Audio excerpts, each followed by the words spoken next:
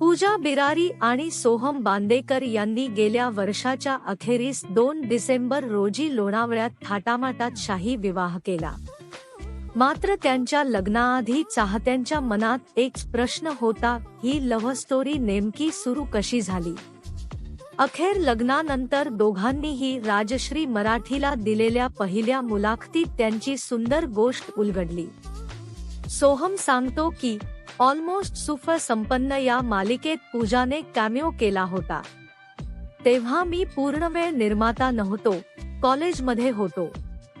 कलाकारांशी फारसं बोलणंही व्हायचं नाही. पण गंमत म्हणजे माझी आजी आणि मावशी मालिका पाहून मला सांगायच्या, ही मुलगी खूप छान आहे.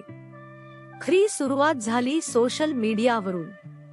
सोहमने एकदा रामेन बाउलचा फोटो स्टोरीवर शेअर केला आणि पूजाचा मेसेज आला, ही जागा कुठे आहे. तिथून संवाद सुरू झाला.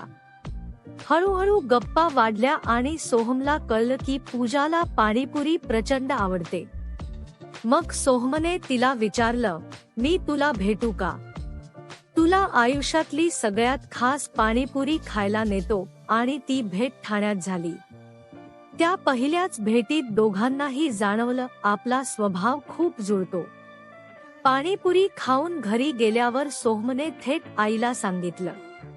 पूजा बिरारीचं नाव ऐकताच आई खूप खुश झाली आणि म्हणाली, ती खूप छान मुलगी आहे.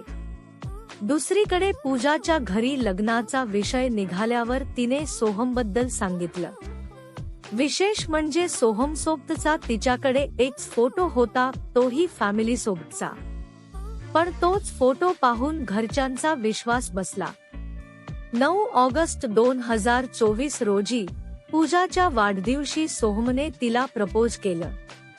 कानातले गिफ्ट करत त्याने आयुष्यभराची साथ मागितली.